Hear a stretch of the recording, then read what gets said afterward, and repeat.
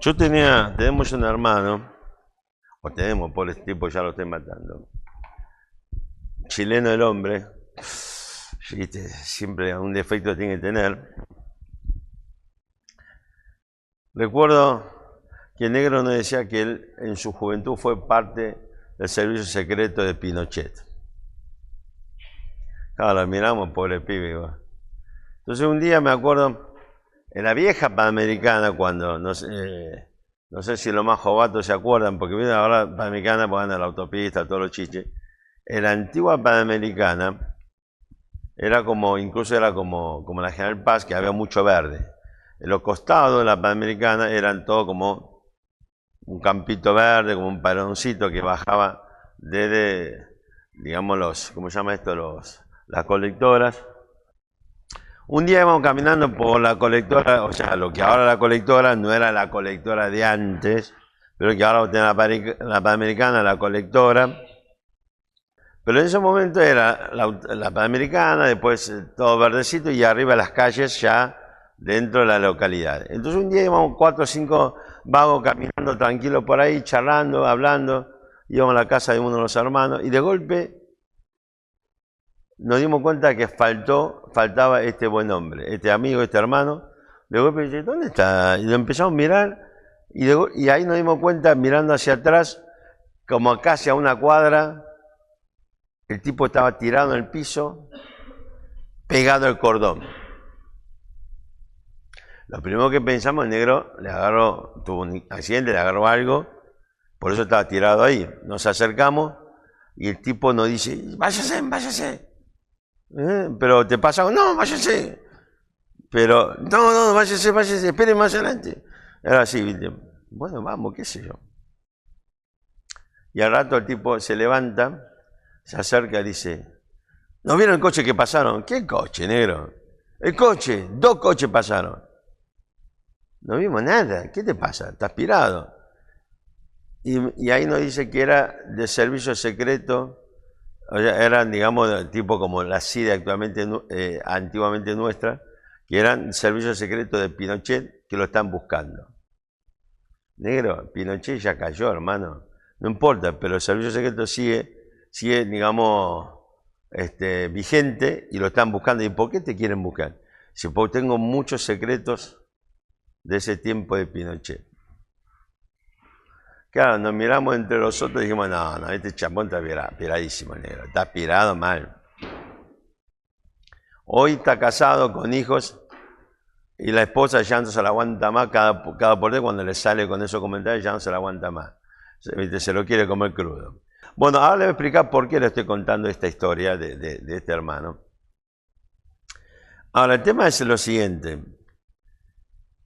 Yo le dije que lea el capítulo 12, versículo 3, más o menos. ¿Leyeron?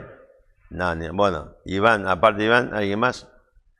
Le dije que se ganaba una comida en Puerto Madero si me traía más o menos analizado Efesios 2:8. Qué increíble, loco. Ahora vos me decís que lo que a vos te pone feliz la comida, escúchame, te estoy ofreciendo ir a comer un buen bife de chorizo bien rojo a Puerto Madero, no te motiva a hacer nada. Sos un muerto de hambre, negro. Bueno, antes de llegar a eso, primero vamos a ver Efesios. Romanos capítulo 12, versículo 3.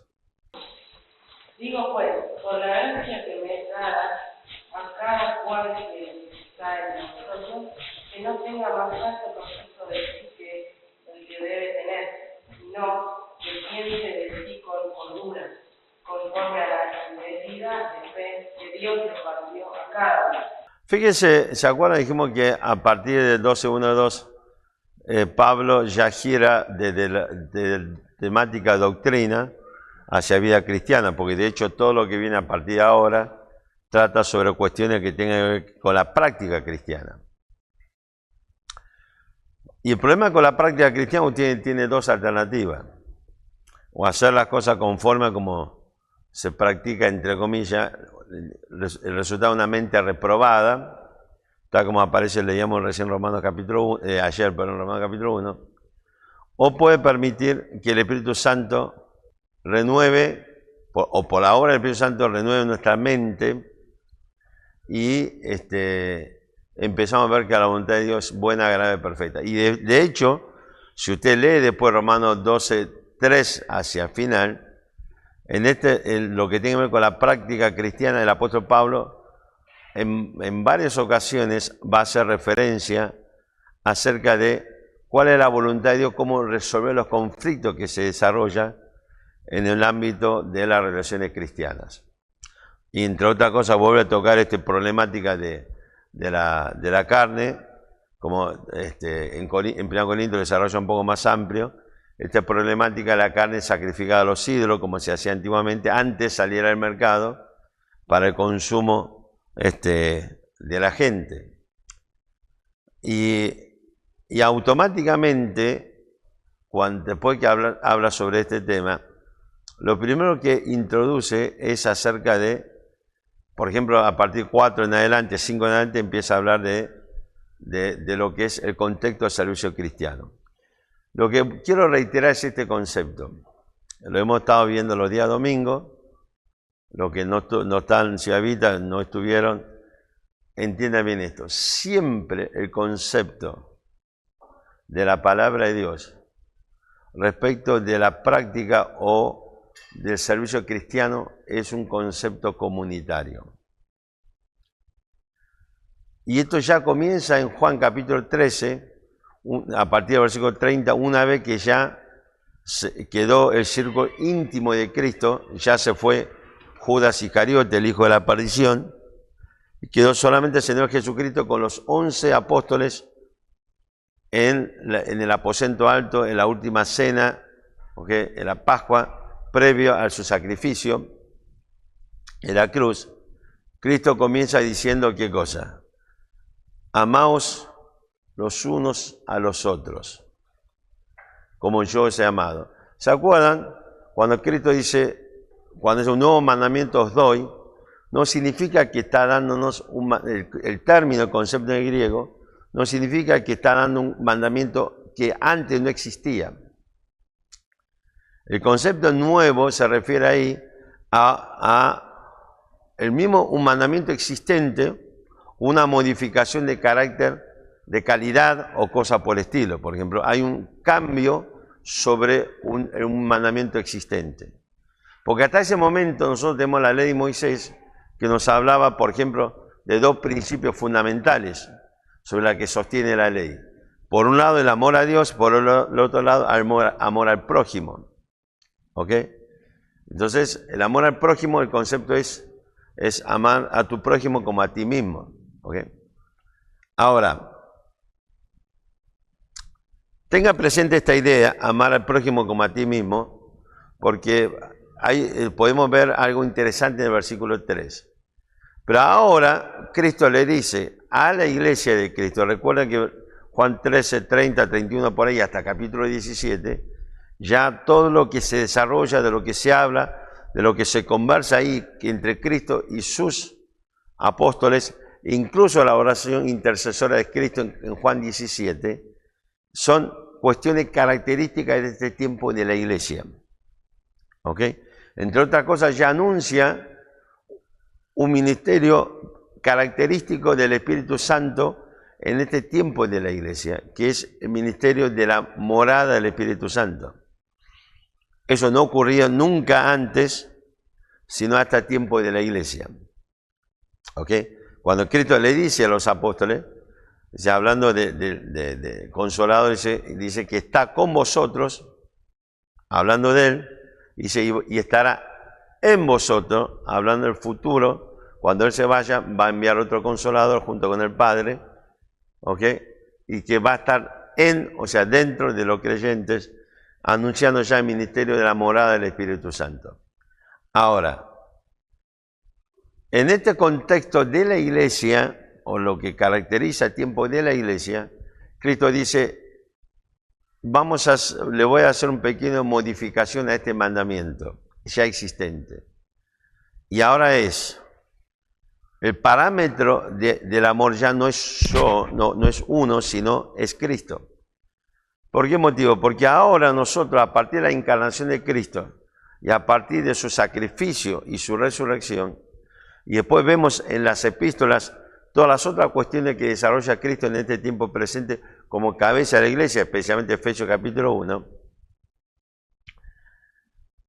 ahora podemos entender, o no sé si entender, pero por lo menos tener una aproximación a un nuevo tipo de amor que si no fuese por este sacrificio de Cristo no conoceríamos, que es el amor de Dios. ¿Se acuerdan? Hablamos sobre las tres palabras que el griego sí se traduce como amor en español, ¿se acuerdan? Exactamente. Y aquí Cristo cuando dice amaos los unos a los otros, ya usa la palabra ágape. Y no es fileo, es ágape, ¿ok? Entonces, hay dos características nuevas. Uno es precisamente la referencia del amor que es Cristo. Amaos los unos a los otros como yo os he amado, ¿ok? Y segundo, ya no es amar a tu prójimo, sino es un concepto circular. Amaos los unos a los otros. Un concepto de un grupo en una comunidad. Y esto es lo que reproduce pues Juan, primera epístola, capítulo 3 y 4, ¿ok? Cuando, ¿se acuerdan? Lo vimos esto en la iglesia, cuando precisamente Juan habla de dar su vida, automáticamente dice que eso significa, ¿qué cosa? Servir al hermano. ¿Se acuerdan? Vimos esto, ¿no?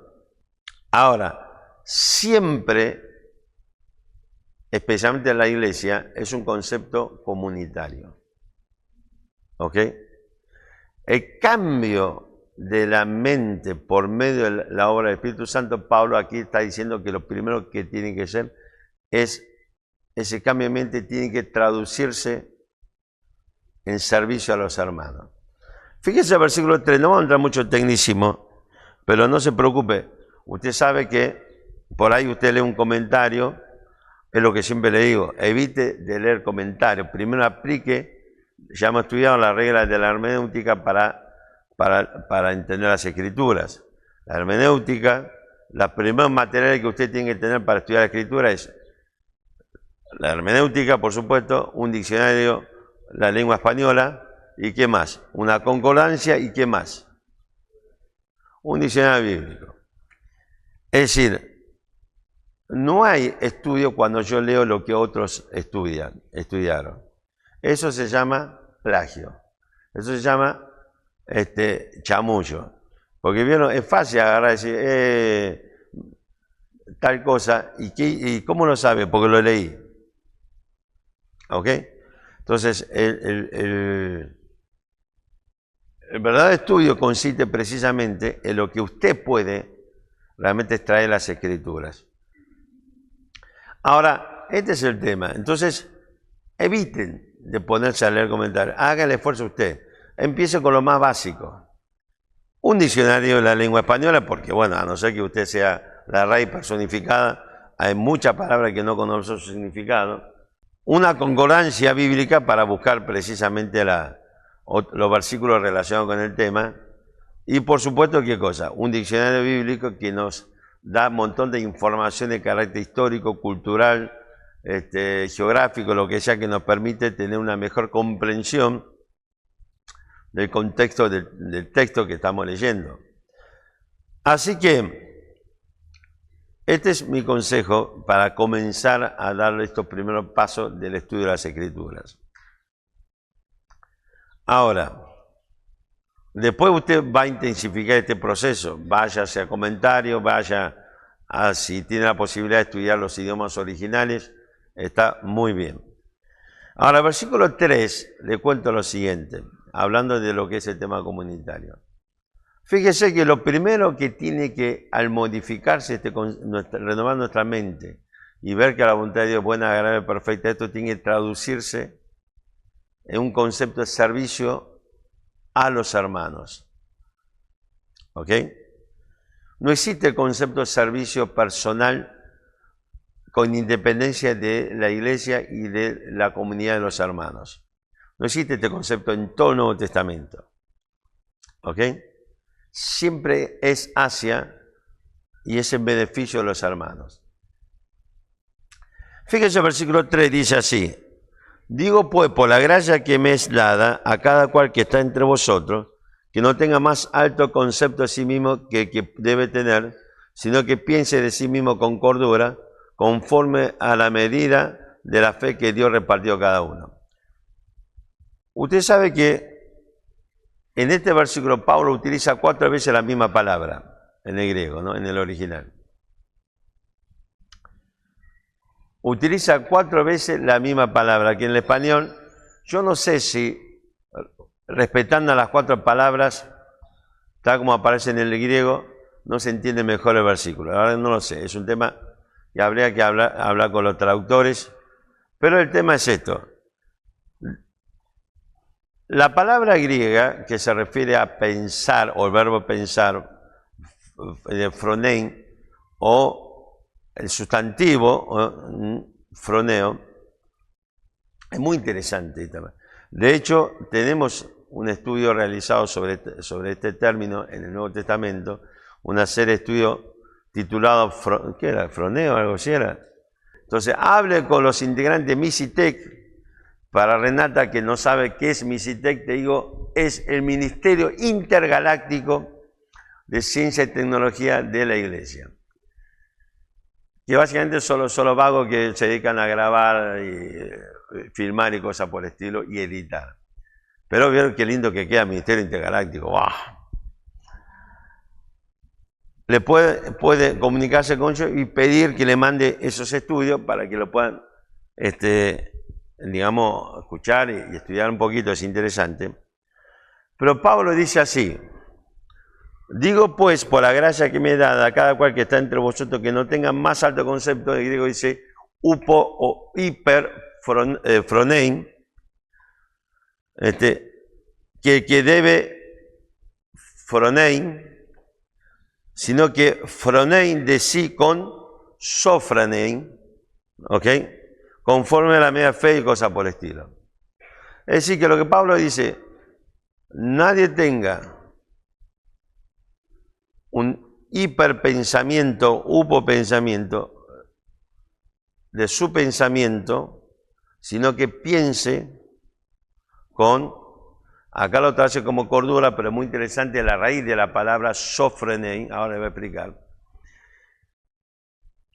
Así que, fíjese un detalle, ¿qué significa el prefijo upo o hiper? Ese concepto de sobre. ¿Okay? Nuestro hipermercado es la idea de una idea que es de una estructura comercial que es sobre mucho más grande de lo que es un mercado. ¿Se acuerdan? Le comenté muchas veces, mi familia ha sido pionera en lo que es supermercado dentro de la colectividad china. Días posteriores al nacimiento, mira, para que tengan una idea, al nacimiento de Alejandro, inauguramos nuestro boliche.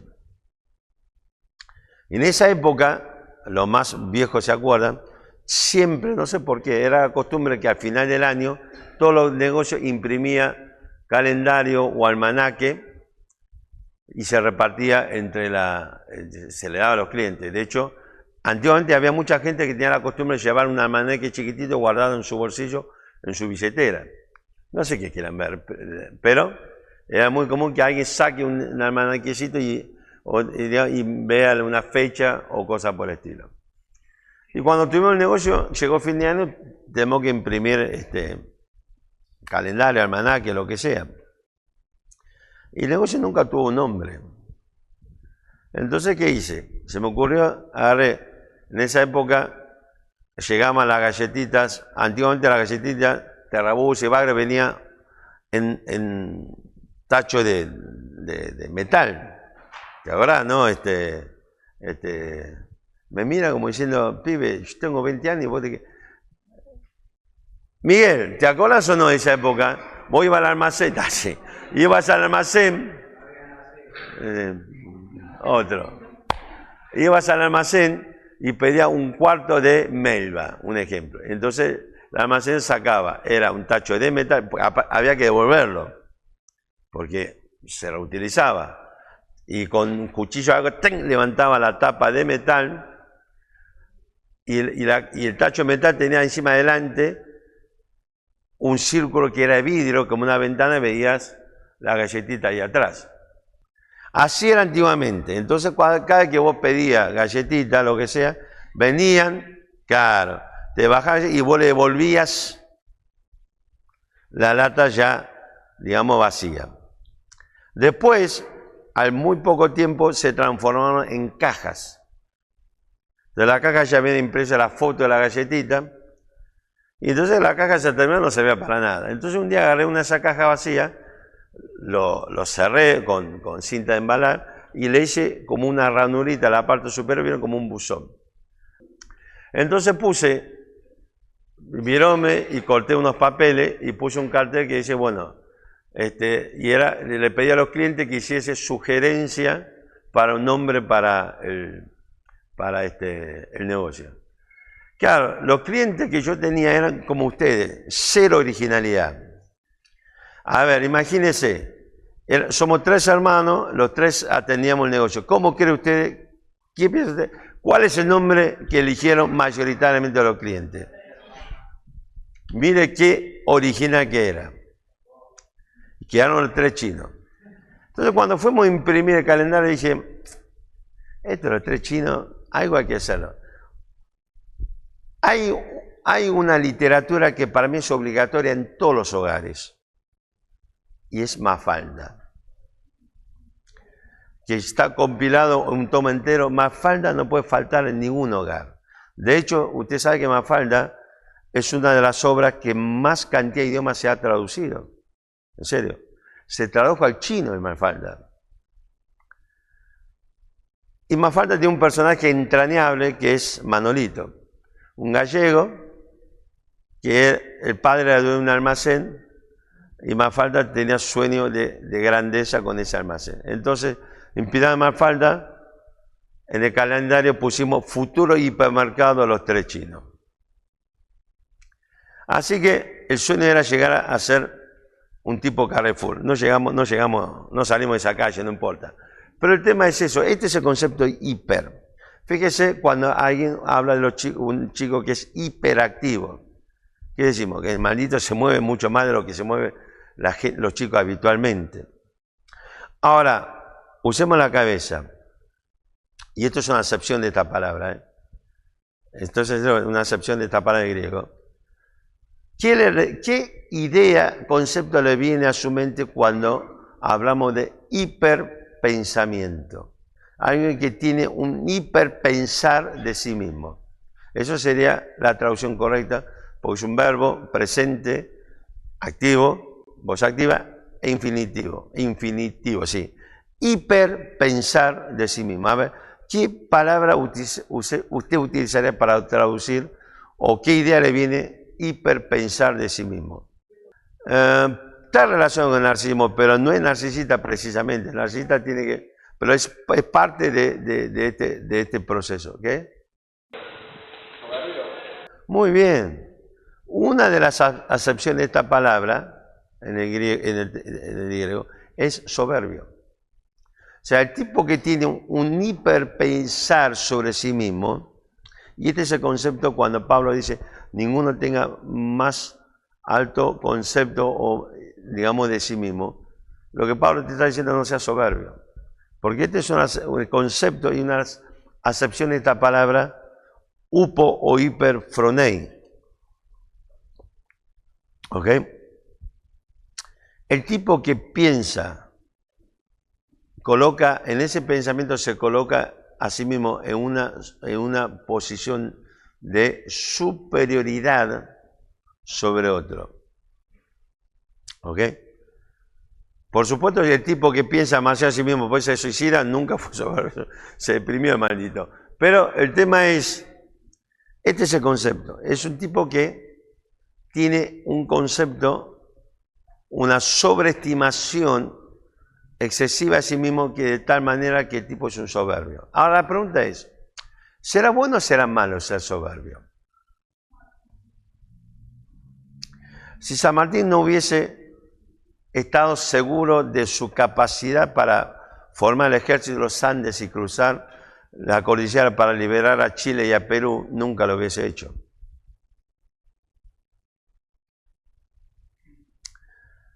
Por ejemplo, supongamos todo lo que estamos aquí presentes, no, se rompió el micrófono, no podemos arreglar el micrófono. Y viene, qué sé, no sé, viene Gadiel dijo, yo lo puedo arreglar. Y dice, yo lo puedo arreglar. Y lo miramos, no, pibe, no rompas. No, yo lo puedo arreglar. Pibe, quédate de molde. Yo lo puedo arreglar. Y entonces aparece la abuela nada más que dice, Gadiel, cortala. No hinches, te voy a romper la cabeza, te voy a pisar y empieza, ¿vieron?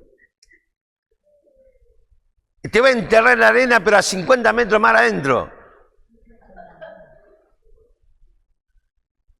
Y él sigue insistiendo que puede arreglar el micrófono.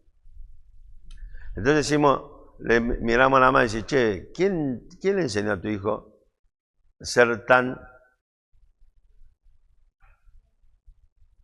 soberbio que cree que lo puede hacer si es un mocoso que no sabe ni limpiarse la nariz? Bueno, él sí. El que no sabe es Samuelito. Así que, y entonces al final necesitamos, no hubo caso, dale, a ver, arregla. Si no la arregla, te revienta la cara. En fin. Y lo arregla. O sea, el concepto de soberbia cede ante el hecho de la verdad de que él puede hacer algo. Es decir, que la idea de la soberbia es la idea de alguien que cree que puede, o sea, que está por encima, que es más, pero habitualmente es un concepto, hace referencia a alguien que realmente no puede o no tiene la capacidad. Por eso entienda que la humildad no es decir, a veces uno piensa que humilde es, ¿vieron cuando, qué sé, no sé, viene San Martín y decimos, San Martín es un ángel? No, apenas por ahí un soldado. No, pero vos sos un general importante. No, tenés un concepto errado, no, yo no sirvo para esa cosa. Eso no es humildad, a veces nos entendemos. O sea, la humildad simplemente es el justo reconocimiento de lo que somos y de lo que somos capaces particularmente. Pero el soberbio es alguien que quiere, entre comillas, aparentar lo que no es. Pero el gran problema es que en este proceso de aparentaje comete, digamos, locuras, y ahora vamos a ver un poco sobre eso. ¿Qué vas a preguntar? No, es que no lo entendió, porque un soberbio es una persona que dice que puede hacer, pero no puede. Pero si la persona dice que puede hacerlo y lo hace. Claro, el tema es esto. Habitualmente un soberbio es incapaz de hacerlo, pero supone que lo puede hacer. El tema es esto, eso no quita tampoco al hecho de la soberbia. El tipo que está constantemente haciendo autobombo, no deja su soberbio. Por ahí lo puede hacer, pero eso no cambia el hecho. ¿Por qué motivo? Porque el sobreestimación, ahora vamos a ver en este contexto, no significa necesariamente que, entre comillas, no pueda hacer. El problema es la sobreestimación constante permanente. Y le voy a dar algunos ejemplos para que entienda, por eso le di el ejemplo al principio. La sobreestimación no tiene que ver con algunas cuestiones particulares. El ejemplo de un arreglo. Ahora, ¿usted cree por qué cree que este hermano hacía lo que hacía el ejemplo que le conté? Es lo que buscaba dentro del contexto de lo que el relato que él hacía de sí mismo, lo que buscaba era precisamente que todo el mundo lo estime como alguien, un tipo que tuvo una vivencia, una capacidad, un conocimiento que el resto no tiene. ¿Cuántos de ustedes tienen el conocimiento acerca de cuestiones que tienen que ver con el secreto de un Estado? Mire, en mi trabajo, en lo que siempre, a veces viene mi cliente, dice, no, pues le di $50.000 a Menganito. ¿Por qué se lo diste?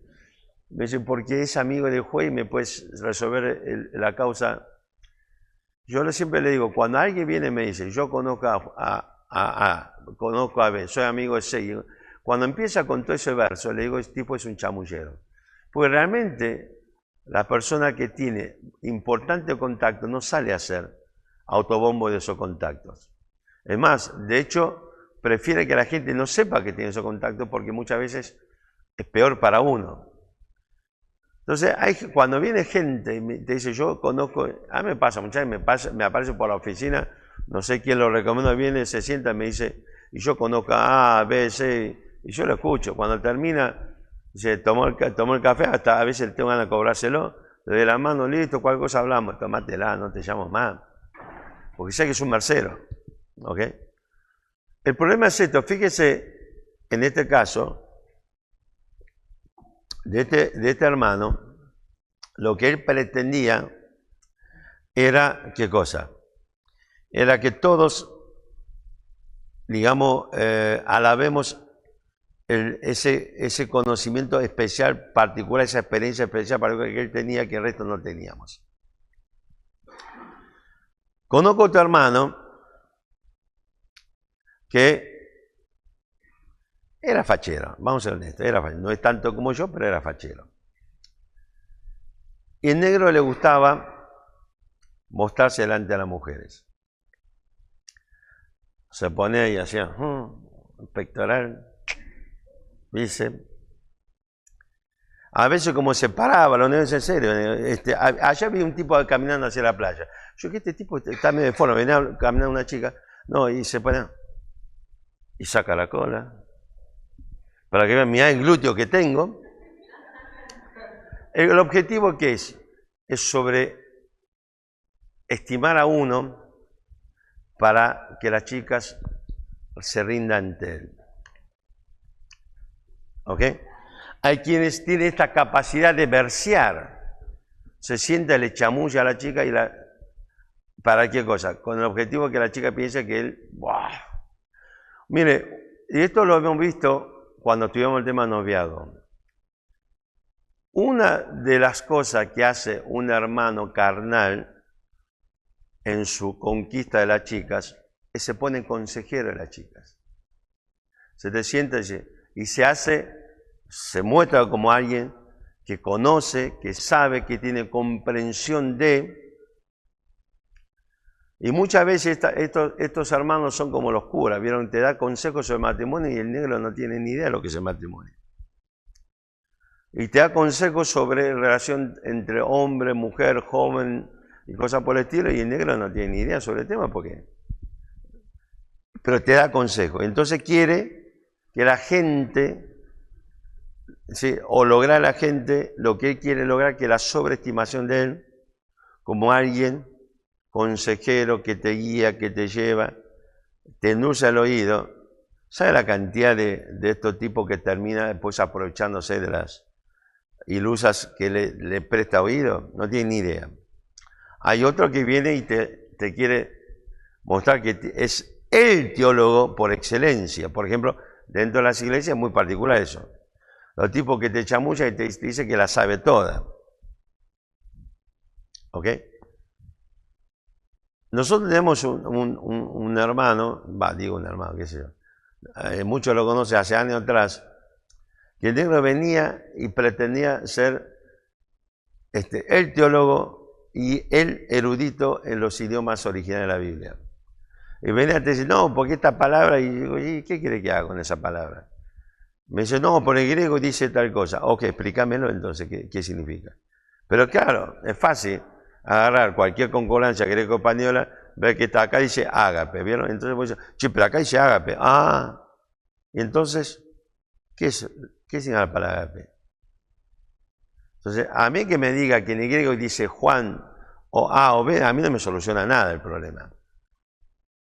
Me vas a tener que explicar por qué el significado de esa palabra para que yo lo pueda entender y comprender en su contexto en el español. Pero el tema es que me acuerdo que cada vez que terminaba de predicar, el negro venía y me corregía la predicación. Me dice, no, porque acá el otro. Un día ya está, me infló todos los demonios habidos por haber. Y le canté la justa. Terminó la predicación, el negro salió corriendo detrás mío, me dice, no, porque acá, le digo, un momento me vuelta. Le dije, escuchame una cosita. Se lo dije porque sabía. ¿Leíste la Biblia alguna vez? No, no. Te pregunté si terminaste de leer la Biblia alguna vez. No, me dice. Se supone que hace años que era creyente, que estudia la Biblia, todos los chiches. Yo le digo, bueno, cuando haya terminado de leer la Biblia, aunque sea una vez, vení y hablamos. Mientras tanto, no me hinches. Claro, el tipo es hasta hoy que todavía hace eso. Este es un problema. Porque el gran problema es que un pensamiento correcto te lleva a un servicio correcto, porque el objetivo de la renovación de nuestra mente tiene que ver con nuestro servicio. Cuando Pablo dice aquí, y esto nos va a dar la pauta un poco de qué significa esto. Cuando dice piense, fronei, digamos con cordura, dice Pablo, dice fronei, sofronei. La raíz de la palabra so es la raíz de la palabra sano, sanidad. Es una palabra que se traduce, por eso acá lo traduce como cordura, pero a mí me hubiese gustado que se traduzca como un pensamiento sano, un pensar sano. ¿Sabe qué significa esto? Lo primero, la primera conclusión, ¿cuál es? Que el uper o hiper es un pensamiento insano. Y entonces Pablo establece la diferencia. Hay un pensamiento que es un pensamiento distorsionado, una forma de pensar insana, que en este contexto de la Biblia no es un tipo enfermo, es un tipo que vive de pecado. Porque si lo que es correcto es la cordura que dice el apóstol Pablo, lo incorrecto es pecado. Cualquier tipo de pretensión respecto de uno y lo que significa la sobreestimación de uno, lo que significa la exaltación de uno es pecado. Porque tiene que ver con el ego. Tiene que ver con, diría, digamos, la exposición de sí mismo. Esta idea de, bueno, el narcisista es un tipo que está enamorado de sí mismo. Esto viene precisamente, ¿se acuerdan de lo que es la mitología griega? De don Narciso, precisamente.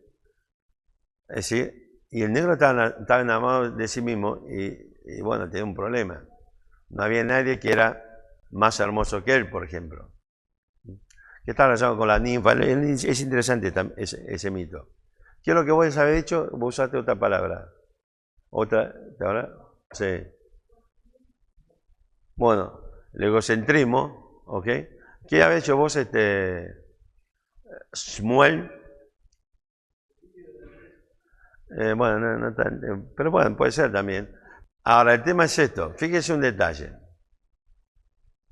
Evidentemente, si Pablo dice que hay un pensamiento que es sano, equilibrado, evidentemente el hiperfronei, el sobrepensamiento, la sobreestimación, es una actitud totalmente insana. ¿Ok? Y será interesante nosotros, en general, y particularmente los jóvenes, ¿sí? y la mujer en particular, vieron que es un tema. Se dice, y esto es cierto, que los hombres caímos por la vista, la mujer por el oído. Chamullar a una chica, hacerle verso, sentarte al lado y empezar a recitarle poesía. Si la mujer cae por la vista, yo no sé cómo mi esposa se casó conmigo. No, bueno, lo mío, yo soy guapo, lindo, pero bueno, por eso. Pero esto es cierto. La realidad es eso.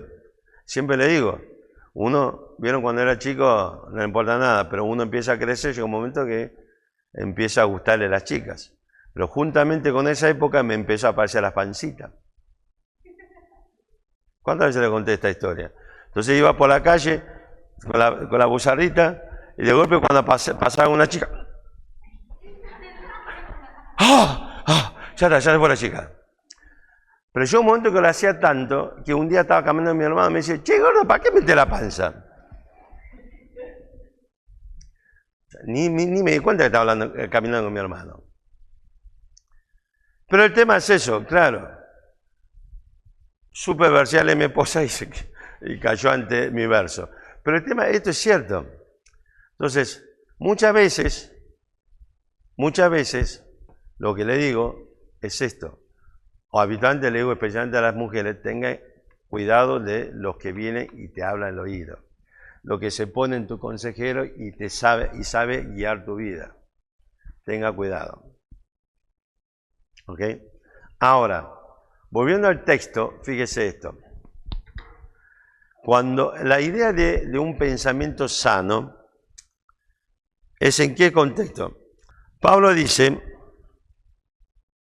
sino que piense de sí con cordura, o sea, que tengo un pensamiento sano, equilibrado, conforme a la medida de fe que Dios repartió a cada uno. No vamos a entrar en tecnicismo. Hay algunos autores equivocados que piensan diferente a como yo pienso. Recuerden que usted puede leer cualquier comentarista, pero sepa que el único que tiene la posta soy yo. Y la realidad es que en este contexto, esta idea de medida de fe no se refiere a lo que es la fe en cuanto a, digamos, respecto a la palabra de Dios o hacia Dios o cosas por el estilo. Acá está hablando de servicio. Por eso yo entiendo que Pablo, la frase que utiliza es para no repetir la misma frase que aparece al principio del versículo 3, cuando dice, digo pues, por la gracia que me es dada, o sea, está hablando la gracia de Dios para con él, ¿qué es? ¿Cuál fue la gracia de Dios para con Pablo? Dios lo ha colocado, precisamente, la gracia de Dios lo ha colocado en el ministerio apostólico. ¿Sí? Por eso Pablo muchas veces repite, dice que él es lo que es por la gracia de Dios. ¿Ok? Y fíjese qué interesante, en el versículo 6 dice, de manera que teniendo diferentes dones, según la gracia que nos es dada, ahora ya habla de toda la iglesia, de todos los hermanos en general. Entonces yo creo que lo que Pablo está hablando acá simplemente, cuando lleguemos a este tema en la iglesia vamos a profundizar un poco esto, pero lo que Pablo está haciendo referencia simplemente a qué cosa, a lo que Dios te da, lo que Dios te capacita para el servicio que Dios quiere que hagas. La gracia de Dios lo capacitó Pablo para el servicio de apóstol. Aquí en este contexto, Pablo está hablando del servicio que Dios te ha dado y capacitado para qué cosa. Bueno, aquí utiliza otra vez el ejemplo o la analogía del cuerpo. Fíjense el versículo 4, dice, porque de la manera que un cuerpo tenemos muchos miembros, pero no todos los miembros tienen la misma función, así nosotros, siendo muchos, somos un cuerpo en Cristo, y todos miembros los unos de los otros, de manera que teniendo diferentes dones, según la gracia que nos es dada, y así sucesivamente. O sea que Pablo, otra vez, lo que le decía al principio, el concepto, digamos, la idea, el concepto colectivo. Es decir, este pensamiento, la renovación del pensamiento, esta idea de un pensamiento sano, equilibrado, tiene que ser acorde a lo que, digamos, la capacidad o la capacitación que Dios te ha dado para el ministerio determinado, para un servicio determinado en el cuerpo de Cristo.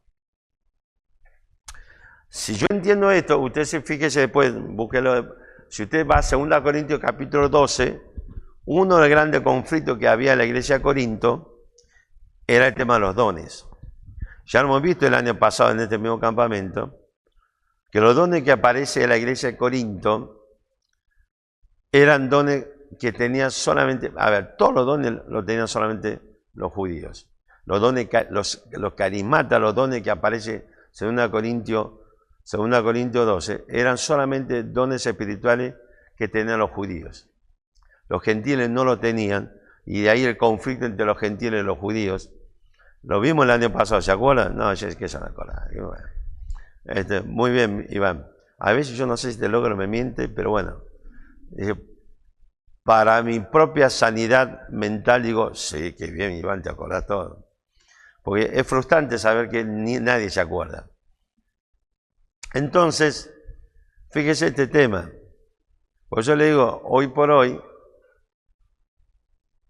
sobre todo a partir de lo que es, a partir de la década 50 promedio, que el movimiento carismático se expandió hacia todas las iglesias y hoy por hoy tenemos como algo habitual que aparezca un montón de gente hablando de lenguas, sanando, teniendo profecía y un montón de cosas. ¿Ok? Y dicho sea paso, si la profecía extrae revelaciones nuevas, tenemos un problema. Porque la primera característica que Pablo da en Romanos 3, hablando del privilegio que tenía el judío, decía que es al pueblo de Israel que le fue confiada la palabra de Dios. Y si usted va, ¿se acuerdan? Vimos el año pasado, Deuteronomio 18, primer requisito de un profeta es que tiene que ser judío. No judío espiritual, judío étnico. Ahora, pero en ese momento Pablo le decía a los gentiles, capítulo 12, a los gentiles de la iglesia de Corinto, dice, che, muchachos, no se preocupen. ¿Por qué? Porque todo está en un cuerpo que es el cuerpo de Cristo. Y cada uno es miembro de este cuerpo. Entonces, a uno Dios quiso que sea mano, el otro quiso que sea pie. Entonces Pablo dice, imagínate un cuerpo si todo el cuerpo fuese ojo. ¿Ok? Seríamos peor que Mike Wazowski. Tiene un ojazo impresionante, maldito, y era un deforme, maldito. Imagínense si Pablo dice, todos fuésemos oídos. Claro, entonces, el tema de lo que Pablo está explicando a ellos era que la diversidad de miembros hace que Dios a cada miembro le dé su capacidad especial para cumplir esa función. Indudablemente, si usted quiere, a no ser que usted sea, este caso excepcional, no sé, es un caso real. Si vieron la película, que por esta película ganó un Oscar, Daniel Day-Lewis, se llama Mi pie izquierdo. Es un chico que nació con muchísimas deformaciones físicas, incluyendo sus brazos humanos, y él aprendió a dibujar con su pie izquierdo. De ahí el título de la película, ¿no? Esto es un hecho real, ¿ok? Entonces, pero esa no es la generalidad de la ley. O sea, todos nosotros, si usted quiere escribir, usa la mano. Sea zurdo, sea diestro. Es más, de hecho, fíjese, ayer hicimos este juego, un lápiz electrónico, es así se dice, ¿no? Y se dibujó sobre un cuaderno electrónico. Yo no vi a nadie que cuando dibujó el competidor anterior, cuando te tocaba venía y decía, qué asco este lápiz electrónico. Pues yo estoy seguro que si alguno se sentó ahí, cazó los pies y empezó a hacer eso, el próximo lo mira 2 veces, se trae un litro de alcohol en gel y se lo pasa. ¿Ok? Entonces, lo que voy es esto. Evidentemente Pablo lo que le decía, que lo que Dios utilizó para capacitar a la mano, para poder escribir lo que sea, hacer señas, no se lo dio a los pies, tampoco se lo dio al oído. ¿Ok? A no ser que esté jugando al truco. Hace señas con el ojo y... Entonces Pablo está desarrollando el mismo concepto acá, hablando del servicio entre los hermanos. Entonces dice, la forma correcta o un pensamiento sano en sí mismo es reconocer la capacidad que Dios te ha dado, ¿sí? Poder espiritual, llámalo como quiera, para desarrollar un servicio en particular para el beneficio de todos los hermanos en general. ¿Se entiende un poco la idea o nos perdimos? ¿O se quedaron con el tacho de lata de Terrabuzzi y Bagle? ¿Se entiende? Entonces Pablo dice, nos está explicando acá, si un pensamiento sano, equilibrado, es, si se quiere, esto lo agrego yo, es la capacidad de agradecer a Dios por darte o darte la capacitación para cumplir o desarrollar un servicio determinado para el beneficio de todos los hermanos. Porque habitualmente el hiperpensar de sí mismo es una persona que quiere ser seguramente lo que Dios no le ha dado. Había un joven en una iglesia donde yo estaba, el negro, un pibe vino un día y me dijo, yo quiero ser pastor. Ah, qué interesante. ¿Por qué quieres ser pastor? Dice, porque los pastores no trabajan. Lo único que hace es preparar un mensaje para el día domingo. Ese pibe está desaparecido. No, la verdad es que indudablemente, o sea, lo traigo como ejemplo de una cosa así, pero habitualmente nosotros queremos en este proceso ser lo que Dios no nos ha mandado, llamado o equipado para ser. La incapacidad de una persona sin Cristo, de humillarse ante Dios y postrarse ante la cruz de Cristo como único medio para salvación, es porque precisamente tiene esta sobreestimación de sí mismo que él es capaz de sin necesidad de Dios. Y lo que hacía mención la hermana Lili, esto es correcto. Esto lo hemos visto respecto de Satanás y cómo, o Lucero que se transformó en Satanás, y cómo el tipo ha inoculado su ADN en la naturaleza corrompida, fruto del pecado, a partir de Adán. ¿Se entiende un poco la idea? Entonces, la persona sin Cristo tiene esta situación, este acto de upo fronein, porque cree que él puede hacer las cosas igual a Dios, como Dios, sin necesidad de Dios.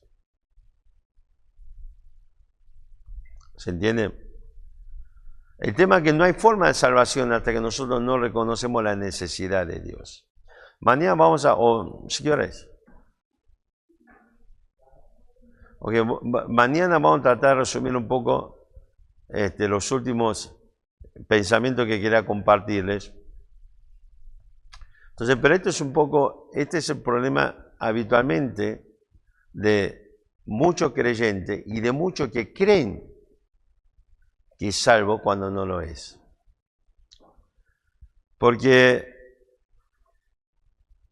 a veces hay aquello que dice que yo creí en Cristo y después lleva una forma de vida que realmente lo que demuestra es que nunca realmente acepté el hecho de la necesidad de Cristo para mi vida, para salvación y para mi vida de santificación. Por eso, es más, una de las características de este pensamiento digamos, la soberbia, o el upo fronein, es la capacidad de desarrollar pensamientos, entre comillas, ¿no? Desarrollar pensamientos lógicos, racionales, para justificar por qué Dios tiene que aceptar mi vida, mi forma de vida, contrario a lo que Él dice en su palabra.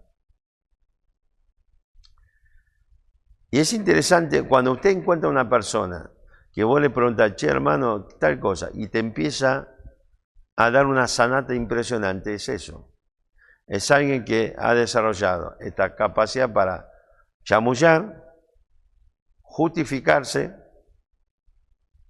cuyo objetivo final es no sujetarse a Dios y a la palabra de Dios. El hermano que tiene este sobrepensamiento de sí mismo es el que tiene la capacidad para desarrollar un conjunto de chamullos, versos, pobres justificaciones para explicar por qué él es especial, diferente a los demás, por lo tanto no tiene por qué hacer lo que Dios manda que todos hagamos. Ustedes tienen que hacer esto, yo no. ¿Por qué? Porque soy diferente. Aunque muchas veces para esta autojustificación tienen que caer en estupideces. Fíjese que haga la prueba, empiece a analizar un poco estos discursos. Muchos de estos discursos navega entre lo especial que soy y todos los problemas que tengo. Lo especial que soy y todos los problemas que tengo. todo lo que en la expresión de mi propia grandeza sería capaz de hacer lo que quiero hacer y los problemas que tengo. Analice los discursos, en serio, fuera de broma. Hágase laburo, loco, no estén al cuete de la vida. Analicen los discursos, charlen con la persona que está en esta situación y analice que este es el discurso. Cuando vos no te comes la galletita de la grandeza a lo que estoy destinado, se piensa decir, no sabes los problemas que tengo.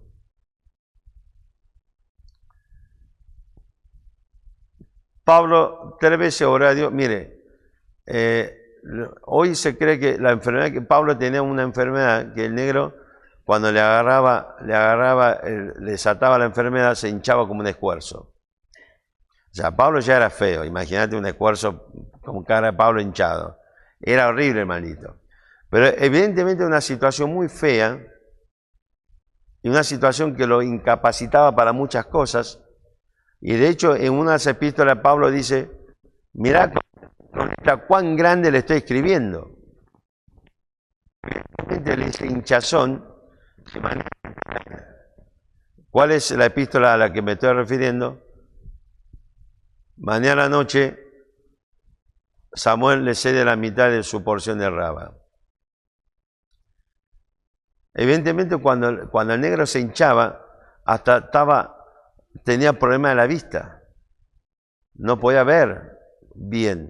Por eso Pablo, por la necesidad de los problemas que había en esa iglesia, Pablo le dice, él prefirió, en vez de dictarle la carta a alguien, él decidió meter mano al asunto y dice, mirá con letra cuán grande le estoy escribiendo, porque negro no veía un pepino malito, entonces tenía que escribir algo enorme. O sea, no digo que digamos uno llega a esa situación, gracias a Dios, pero no sé ustedes, yo a veces veo, por ejemplo, los jóvenes, lo ven mis hijos, por ahí agarra, oscurece la pantalla de la computadora.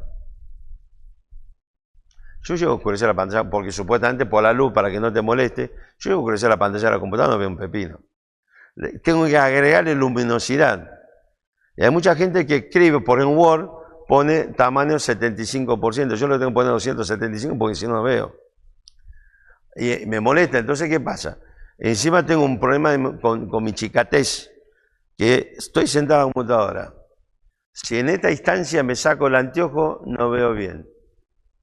Si me pongo el anteojo, veo peor. Entonces me alejo. Y veo peor. Entonces agrando los caracteres, no veo un pepino. Entonces el tema es que Pablo dice esto, mirá con cuán grande letra le estoy escribiendo.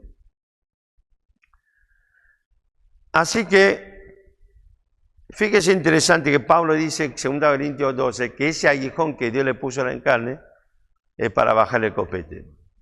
¿Por qué? Porque dice Pablo, claro, con la inmensidad de la revelación que él recibía de Dios, llevaba a cualquiera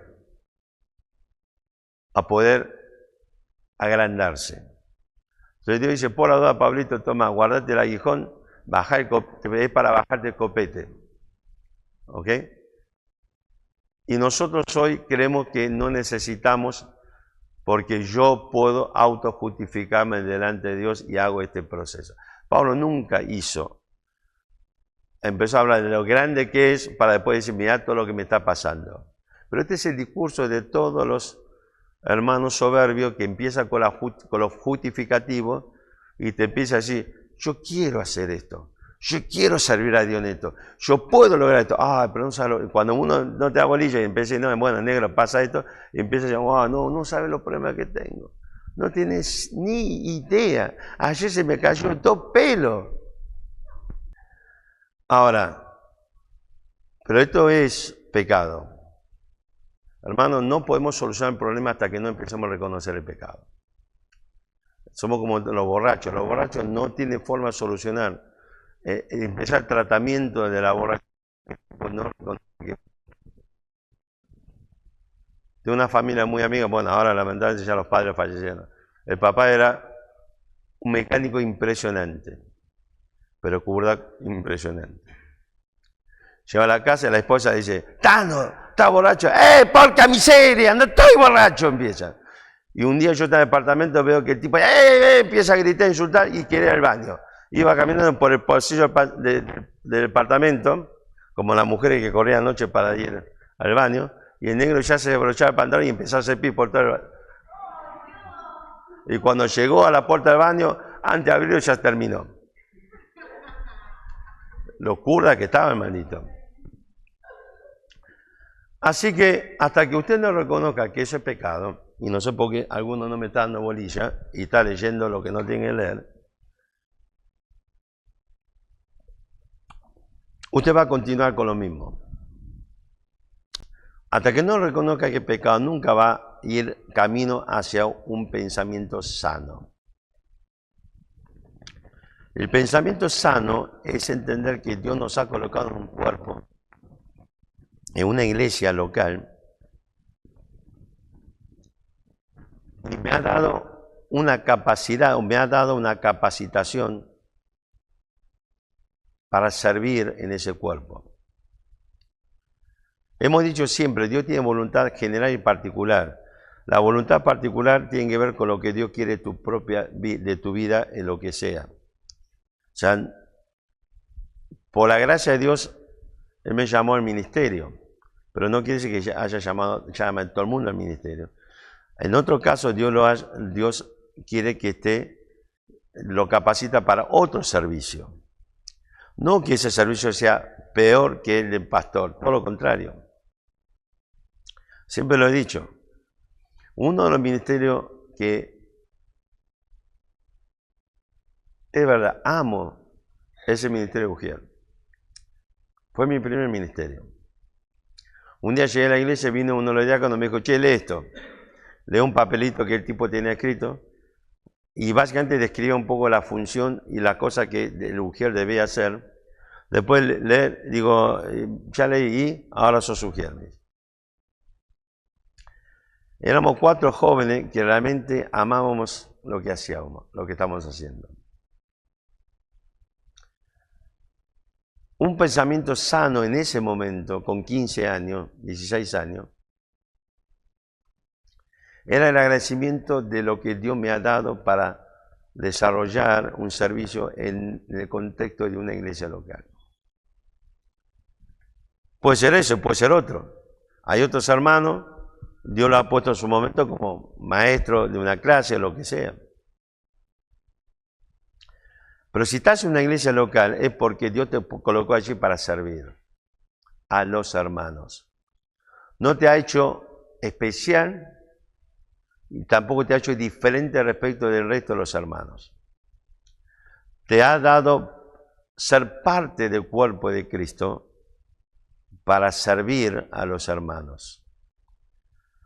Y cuando empiezo a aprender a desarrollar un pensamiento de agradecimiento y reconocimiento que Dios me ha dado la capacidad para este servicio, es cuando empiezo a tener un sofronei, es decir, un pensamiento sano y equilibrado. Pero mientras sigo pensando que yo estoy por encima de lo demás, Dios me ha colocado para hacer otras cosas, no lo que ustedes quieren, sigo navegando la soberbia en el pecado de la soberbia. Esto traducido a este campamento significa, hermanos, que tenemos objetivos claros establecidos en este campamento. Y la pregunta mía es, si estás sirviendo conforme a ese objetivo. ¿Lo estás haciendo? ¿O sigue siendo tu ego, tu soberbia la que determina qué es lo que vos querés hacer? Lo que te lleva precisamente a incluso hacer cosas en la complicidad del anonimato o de la oscuridad o de la carencia de la vista de los demás.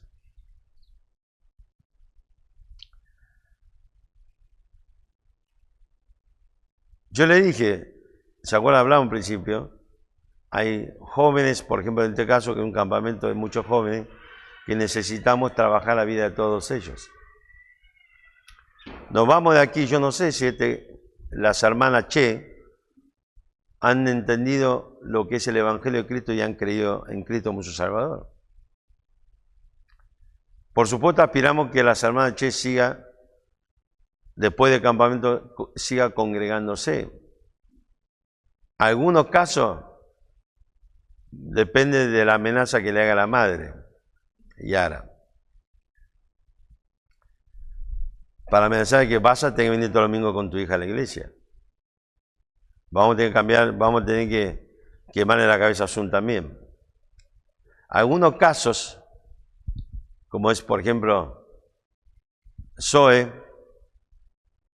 o incluso Matambre Abril, va a depender de su madre, si se van a seguir congregando y si van a seguir pudiendo escuchar la palabra de Dios. Hay jóvenes aquí que en una época venían y dejaron de venir. Yo le pregunto a los jóvenes que están presentes, que están en la congregación, que vieron cuando estos jóvenes estaban y ahora no están.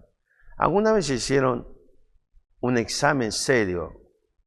Es lo que siempre digo, una vida no examinada no vale la pena ser vivida. La pregunta es, ¿usted se examinó realmente? ¿Se puso delante de Dios con un pensamiento sano, equilibrado y preguntarse, Señor, ayúdame a ver si yo soy o tengo responsabilidad en que tal cual o quien sea no está presente en la congregación hoy o nosotros? ¿Alguna vez se lo ha hecho? Porque yo sé, y a mí me consta, que hay muchas actitudes extremadamente, realmente soberbia y carnal y pueril en términos humanos, han contribuido a que en vez de, ¿qué cosa?, integrar a la gente, hemos expulsado. Antes de venir al campamento le dije, junté a los jóvenes, le dije, jóvenes, no quiero que me joroben con las estupideces que ustedes hacen habitualmente en la iglesia, en el campamento, porque el objetivo es integrar. Lamento decirle que seguí viendo la misma estupidez. Seguí viendo la misma estupidez. Quiero decirte, joven, quien quiera que seas, voy a orar para que tenga que enfrentar a Dios con tus pecados. No dentro de 50 años, sino actualmente, para que realmente el Señor quebrante tu corazón y tu vida, para que no sigas siendo dañino con la misma estupidez. Lamentablemente sigo viendo las mismas actitudes en términos humanos, pueriles, en todo sentido, infantiles, inmaduros, aunque ya son grandes. En términos espirituales, el mismo pecado persistente y perseverante. Entonces, tengo que orar para que Dios trate ese pecado en tu vida.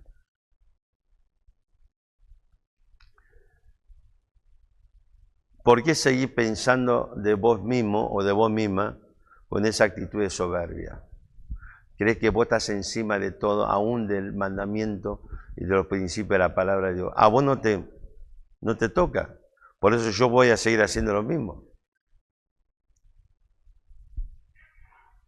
A no ser que hoy esté dispuesto a ir delante de Dios y reconocer y decirle a Dios, este es mi pecado. Y es por esta razón que estoy haciendo daño a este cuerpo de Cristo en vez de ser medio para edificación. Y yo necesito vencer este pecado. Necesito la ayuda de quien sea que me fortalezca, que me apoye a vencer, superar este pecado. Estamos en el negocio de la vida, lo hemos dicho muchas veces, gente. Estamos en el negocio de la vida. Agradezco al Señor que hay jóvenes que en este campamento han tomado decisión, han creído en Cristo como su Salvador. Pero lamentablemente en muchos, sobre todo en los que llevan años como creyente, la persistencia en su soberbia de mantenerse en su pecado.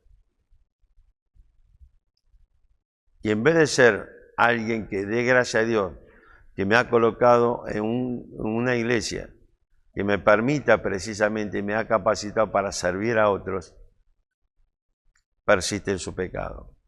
En vez de este sofrenei, un pensamiento sano y equilibrado, sigo con este sobreestimación, un pensamiento, una visión, un concepto de mi propia persona absolutamente en pecado. Lili dijo, recién hizo mención de Satanás. Le pregunta a ella, ya que ella fue la que trajo, pero a partir de ella le pregunta todo. ¿Esa actitud de Satanás o ese pecado de Satanás está en tu vida? ¿Persevera? Seguramente me dice, pastor, no. ¿Y cómo sé eso? ¿Se acuerdan? Hablamos ayer. Muchos conceptos de la vida es un concepto abstracto. ¿Cómo se ve? En la práctica, en los hechos, en las acciones.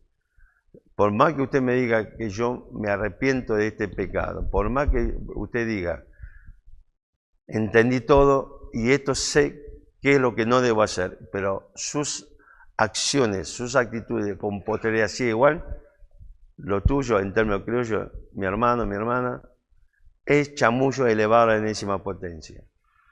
Todo lo contrario a lo que Dios espera de nosotros. Así que le pregunto a los padres qué van a pasar con estas señoritas aquí en esta primera fila. Le pregunto a los jóvenes qué van a pasar con otros jóvenes que están aquí y que tienen deseo de congregarse, integrarse en la iglesia. Y usted, mi joven, es culpable de un proceso de expulsión y no un proceso de integración. ¿Qué vas a hacer con ese pecado?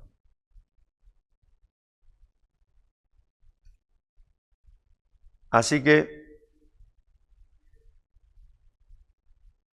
necesitamos poner la vara en remojo y rogar al Señor, que el Espíritu Santo, que comience un proceso de transformar nuestra vida a partir de la renovación de nuestra mente, Romanos 12:2.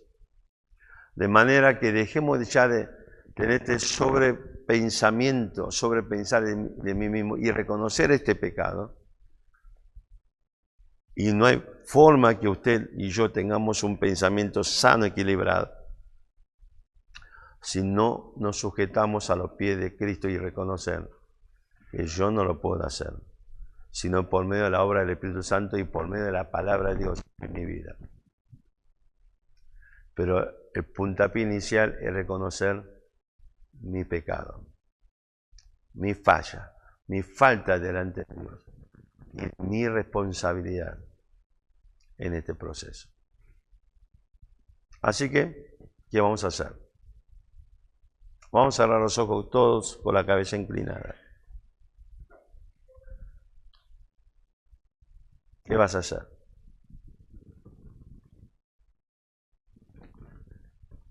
Quizás, ¿sabe qué? Una buena forma de empezar es reconocer tu pecado delante de Dios. Pero tal vez, si esa es tu situación, ir al hermano o la hermana que dañaste y decirle perdóname, porque yo soy responsable de esto y necesito que me ayudes a cambiar esta situación. Tal vez las madres de estas jovencitas deberían ir a Dios y decirle, Dios, perdóname por este pecado. Y debería ir a sus hijas y decirle, hija, ayúdame a ser una madre conforme a la palabra de Dios y a preocuparme a partir de hoy de tu vida espiritual, como parte de mi servicio a la vida de mis hijos. ¿Qué vas a hacer? Vamos a orar. Señor, queremos darte gracias por tu palabra. Gracias, Señor, por tu misericordia.